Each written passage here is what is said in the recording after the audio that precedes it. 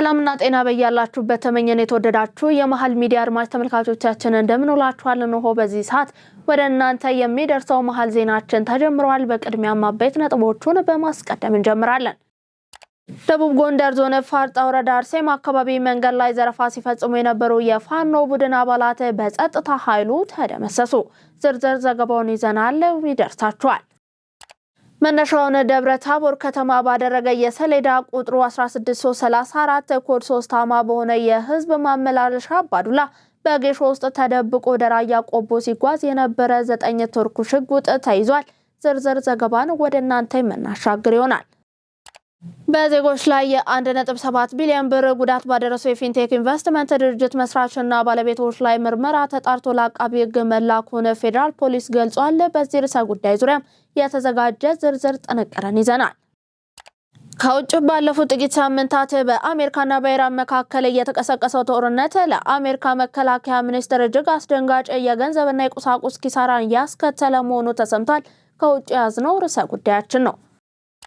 ቀደም ብለን ያደረስናችሁ ለዛሬ ለተቅዳሜ ወደ እናንተ እንዲደርሱ ካጠናቀርናቸው ዘገባዎቻችን መካከል አበይት ርዕሰ ጉዳዮቻችን ናቸው። ውድ ተመልካቾቻችን ከዩቲዩብ ባለፈ በፌስቡክ፣ በቴሌግራም እንዲሁም በቲክቶክ ገጾቻችን ተጨማሪ ይዘቶቻችንን መመልከት ትችላላችሁ። ከመሸጋገሪያ በኋላ ስንመለስ ወደ ዝርዝሩ የምናልፍ ይሆናል። በተዋበችውና ለመኖሪያ ምቹ በሆነችው ሲኤምሲ ከአፍሪካ ኮንቬንሽን ሴንተር ፊት ለፊት ድሪም ቢልደርስ ሪል ስቴት ከ620 ሺህ ብር ቅድመ ክፍያ ጀምሮ ከባለ 1 እስከ ባለ 3 መኝታ ቤቶችን ከተለያዩ የካሬ አማራጮች ጋር ከ7 እስከ 30% ቅናሾች ያሉትን በተጨማሪም 50% የባንክ ብድር የተዘጋጀላቸውን ዘመናዊና ቅንጡ የመኖሪያ መንደር ሁለተኛ ፌዝ ለሽያጭ አቅርበናል። የምንሸጥሎ ቤት ብቻ አይደለም፣ ደህንነቱ የተጠበቀ ጥሩ ማህበራዊ ህይወትን የምትመሰርቱበት ልጆቹ ከኩዮቻቸው ጋር ርቀው የሚያድጉበት ሰፊ የመኖሪያ መንደርም ነው። የዚህ ወርቃማ ዕድል ተጠቃሚ ለመሆን ይደውሉልን። ድሪም ቢልደርስ ሪል ስቴት ህልሞን እንገነባለን።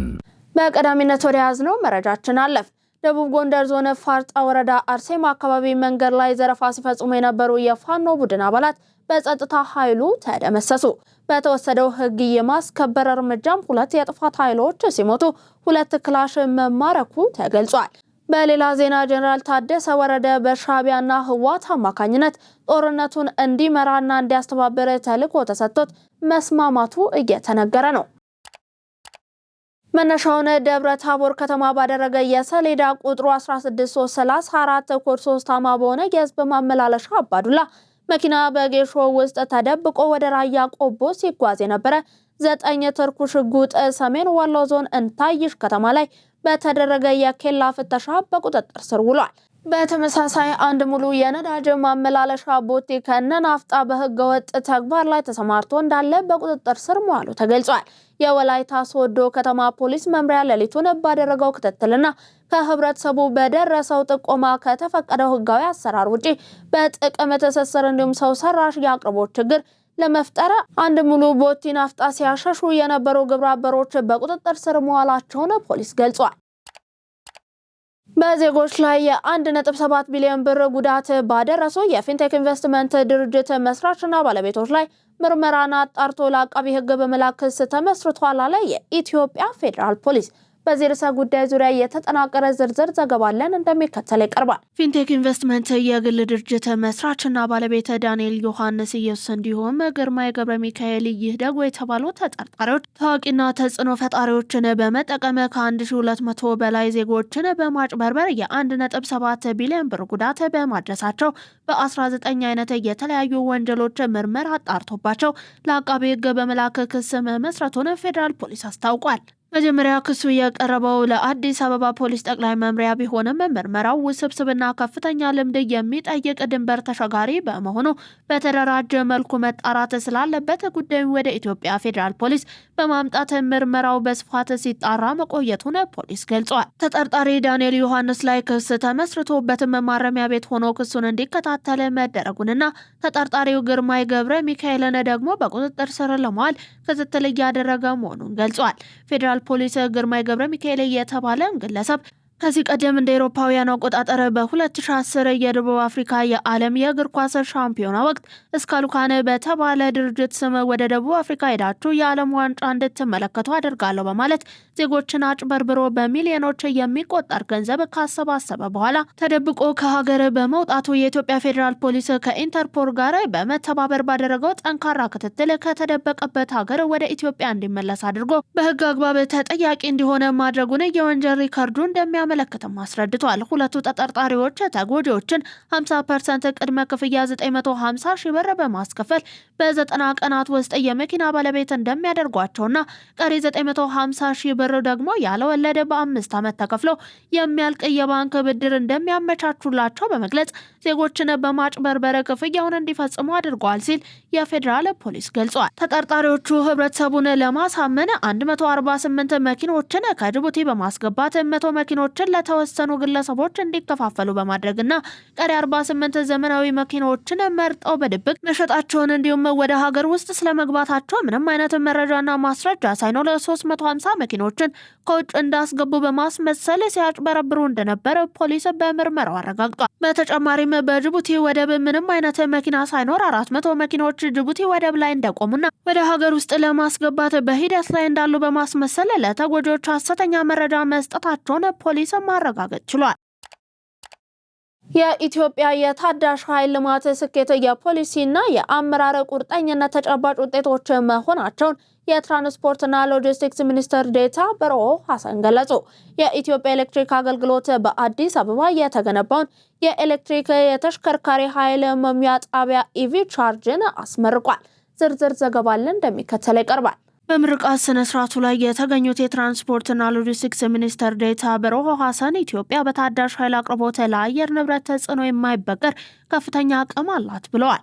ይህም የኢትዮጵያ የነዳጅ ጥገኝነትና የውጭ ምንዛሬ ወጪን በማስቀረት የኃይል አቅርቦቱ ሉዓላዊነትን ለማረጋገጥ ከፍተኛ አስተዋጽኦ እንዳለው ገልጸዋል። በዚህም የትራንስፖርት ዘርፉን በታዳሽ የኃይል አማራጭ ለመተካት በሚደረገው ጥረት አሁን ላይ 140 ሺህ የኤሌክትሪክ ተሽከርካሪዎች አገልግሎት እየሰጡ እንደሚገኙ ተናግረዋል።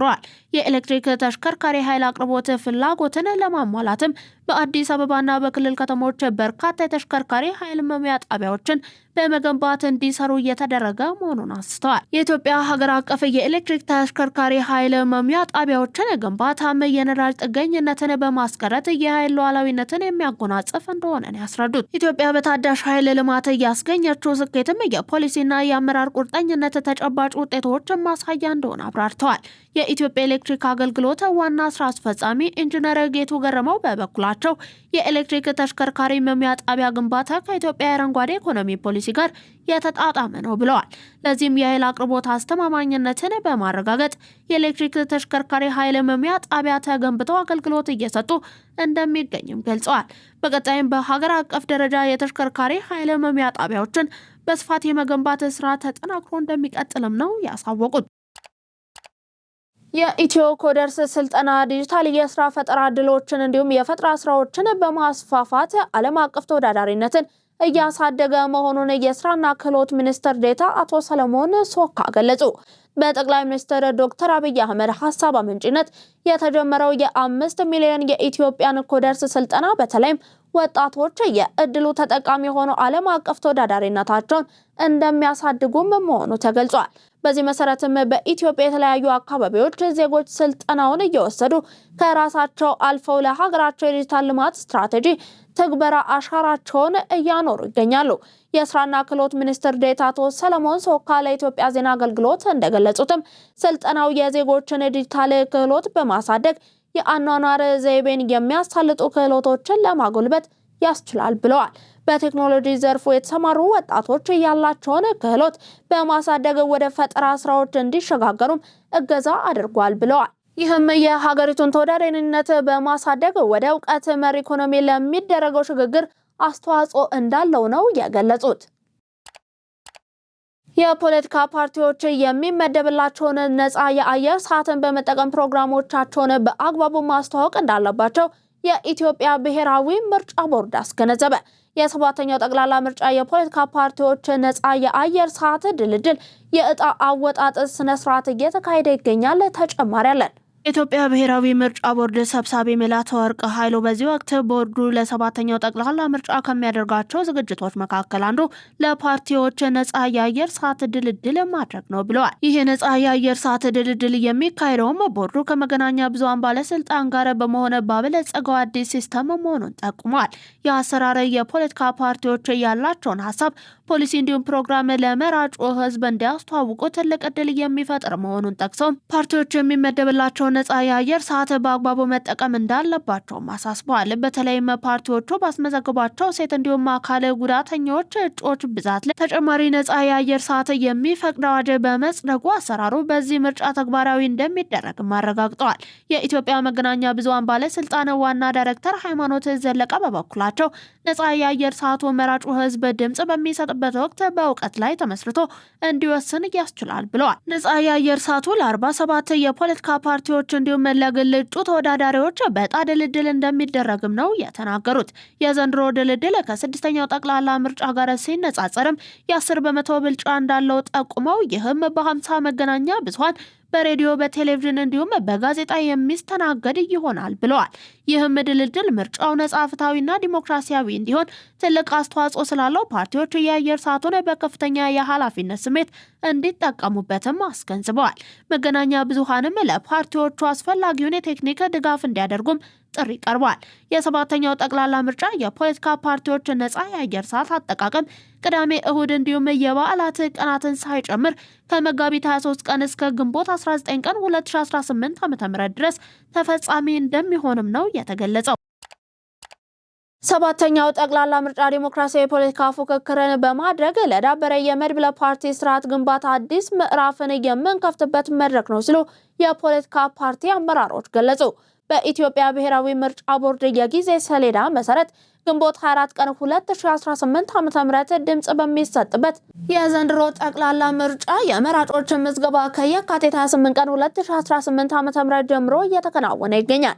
የፖለቲካ ፓርቲ አመራሮች ለኢትዮጵያ ዜና አገልግሎት እንደገለጹት በሰባተኛው ጠቅላላ ምርጫ አማራጭ ሀሳቦችን ለህዝብ በማቅረብ ድምጽ ማግኘት የሚያስችላቸውን ዝግጅት እያደረጉ ነው። በሰባተኛው ጠቅላላ ምርጫ ዲሞክራሲያዊ የፖለቲካ ፉክክር በማድረግ ለኢትዮጵያ የዳበረ መድብለ ፓርቲ ባህል ግንባታ እንደሚጠቀሙበትም ገልጸዋል። የኢትዮጵያ ዜጎች ለማህበራዊ ፍትህ ኢዜማ ዋና ጸሐፊ ዋሲሁን ተስፋዬ የኢትዮጵያ የመድብለ ፓርቲ ስርዓት ለዲሞክራሲ ባህል ግንባታ ወሳኝ የልምምድ ዕድል እንዳለው ተናግረዋል። ይህም ዲሞክራሲያዊ የፖለቲካ ፉክክሩን በማድረግ የዳበረ የመድብለ ፓርቲ ምህዳር ለመገንባት በሚደረገው ጥረት ገንቢ ሚና እየተጫወቱ መሆኑንም አውስተዋል።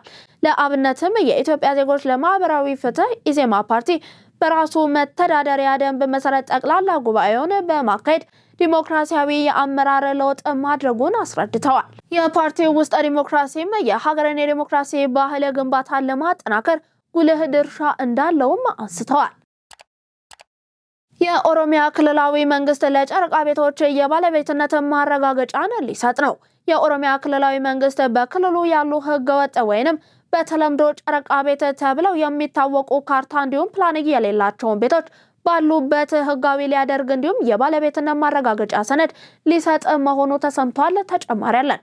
የክልሉ መንግስት ምክር ቤት ወይንም ጨፌ ኦሮሚያ ባሳለፍነው መጋቢት 10 ቀን 2018 ዓ.ም ባካሄደው ስድስተኛ የስራ ዘመን 5ኛ ዓመት 3ኛ መደበኛ ጉባኤው መመሪያውን አጽድቆ ለክልሉ መሬት አስተዳደር ቢሮ መላኩ ታውቋል። እነዚህ ህገወጥ ቤቶች ህጋዊ የማድረጉ አሰራር ከከተሞች ፕላንና መሰረተ ልማት ጋር ፈጽሞ ሊጻረር በማይችል መልኩ ብቻ እንደሚከናወን የሚያትትም መመሪያው በክልሉ ከተሞች የመሬት ሊዝ አዋጅ መሰረት አስፈላጊው ክፍያ ከተፈጸመ በኋላ ሂደቱ እንደሚጀምርም ያመለክታል። ይህም አሰራር የሚከታተሉትና የሚያስፈጽሙት በከተማ አስተዳደሮች ያሉ የመሬት አስተዳደር ጽሕፈት ቤቶች መሆናቸውን የሚደነግገው ይኸው መመሪያ አመልካቾች ማመልከቻቸውን የሚያስገቡበትን ቀንም በይፋ ማስታወቂያ እንደሚገልጽ ያብራራል።